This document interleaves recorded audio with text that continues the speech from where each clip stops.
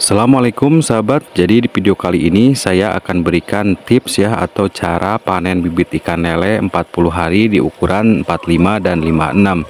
Nah, jadi kebetulan juga di sini saya lagi melakukan pemanenan tahapan kedua ya. Dan ukuran bibit yang saya akan panen ini kebetulan ukuran 45 dan 56. Totalan semuanya ini kisaran 350 kilo ya sahabat. Jadi kalau dihitungkan ke jumlah bibit ini kisaran 270 ribuan ekor ya sahabat untuk dua ukuran aja. Dan yang perlu sahabat ketahui juga, ini saya melakukan pemanenannya hanya 3 kolam aja ya, jadi tidak lebih dari 3 kolam.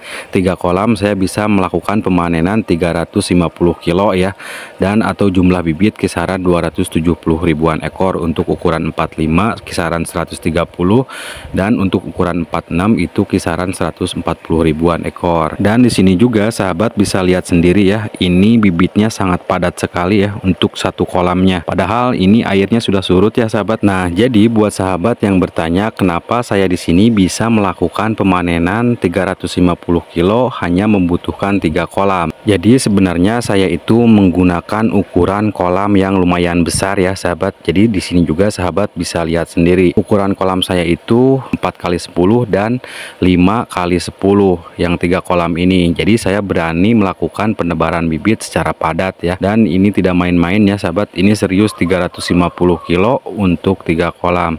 Takar ada kos biasa mau mana? Nah, jadi buat sahabat yang belum tahu, beginilah kondisi ketika saya melakukan pemanenan bibit ikan lele saya ya sahabat.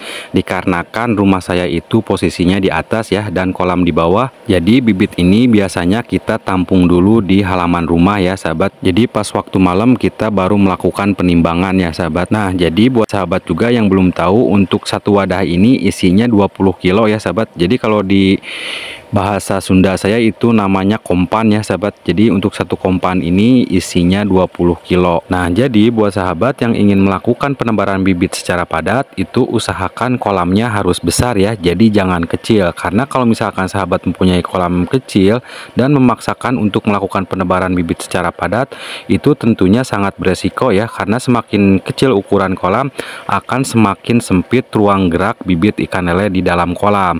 Nah, jadi beda lagi kalau misalkan sahabat melakukan penebaran padatnya itu di kolam besar ya, karena sepadat-padatnya bibit yang ada di kolam itu masih cukup ruang ya, karena ruang di dalam kolamnya itu sangat besar. Jadi cara ini menurut saya sangat aman ya sahabat, dan sahabat juga bisa lakukan di kolam sahabat. Nah, untuk hal yang kedua mengenai melakukan pemanenan bibit ikan lele 40 hari di ukuran 45 dan 56, jadi yang saya lakukan di kolam saya ini yaitu yang pertama, saya selalu mempersiapkan air kolam penetasan, karena setahu saya di sini airlah yang menentukan cepat atau lambatnya pertumbuhan bibit ikan lele kita. Kalau airnya bagus, makanya lahap, bibit pun pasti akan cepat lagi besarnya. Tapi kalau misalkan airnya jelek, nafsu makan turun, otomatis pertumbuhan bibit ikan lele pun itu akan jadi lambat. Jadi persiapan air ini sangat penting dan wajib sahabat lakukan jika bibit ikan lele sahabat ingin cepat besar dan bisa panen cepat. Nah, untuk cara yang kedua yang sering saya lakukan di kolam saya ini, selain saya menggunakan kolam besar mempersiapkan air, saya juga selalu memijahkan indukan yang sudah benar-benar siap untuk dipijahkan ya sahabat, dalam artian 100% sudah siap pijah.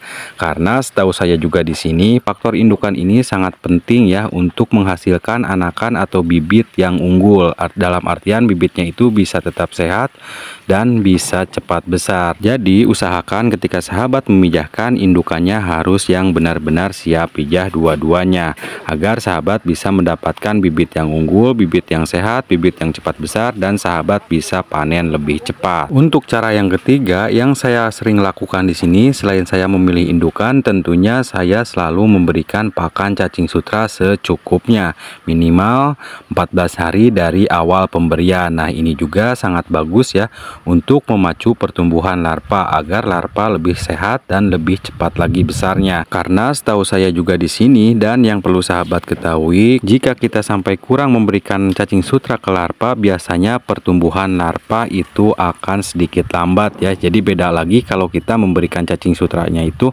14 hari dari awal pemberian. Nah, itu biasanya setahu saya di sini larva akan lebih sehat ya, dan akan lebih cepat lagi besarnya. Jadi usahakan ketika sahabat memijahkan pakan cacing sutra ini harus diberikan secukupnya, minimal 14 hari dari awal pemberian. Nah, untuk cara yang keempat agar pertumbuhan bibit ikan lele itu bisa cepat besar dan kita bisa panen cepat, yaitu yang sering saya lakukan di kolam saya ini, memberikan pakan sesuai dengan kebutuhan bibit yang kita punya. Tentunya harus disesuaikan pelet yang kita kasih dengan bukaan mulut ikan atau ukuran ikan lele kita. Jadi jangan sampai bibit ikan lele yang masih kecil, ukurannya kecil, kita kasihkan ukuran pelet yang besar. Nah, ini bisa memperlambat pertumbuhan bibit ikan lele yang kita punya. Jadi pemberian pelet ini pun harus kita sesuaikan dengan ukuran bibit yang kita punya. Dan jangan lupa juga ya sahabat, pilih pakan pelet yang mengandung protein di angka 30%. Jadi jangan di bawah 30% karena itu sangat jelek ya. Tapi kalau misalkan sahabat pilih protein di angka 30% ke atas,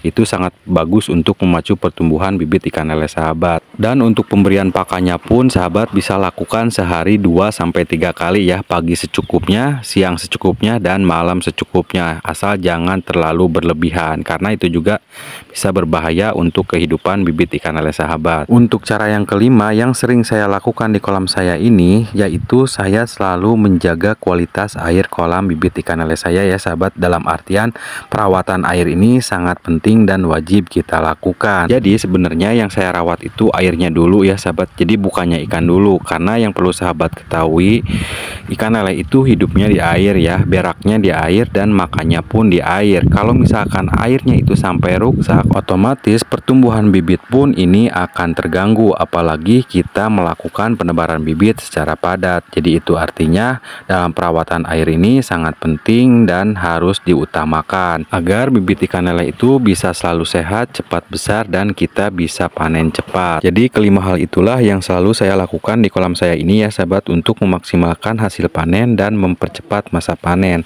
Dan saya yakin sahabat juga kalau kelima hal ini dilakukan di kolam sahabat, dipraktekkan di kolam sahabat, sahabat juga bisa melakukan hal yang sama. Oke sahabat, jadi sekian dulu, semoga bermanfaat, semoga pembahasan ini bisa menjadi motivasi buat sahabat. Assalamualaikum warahmatullahi wabarakatuh.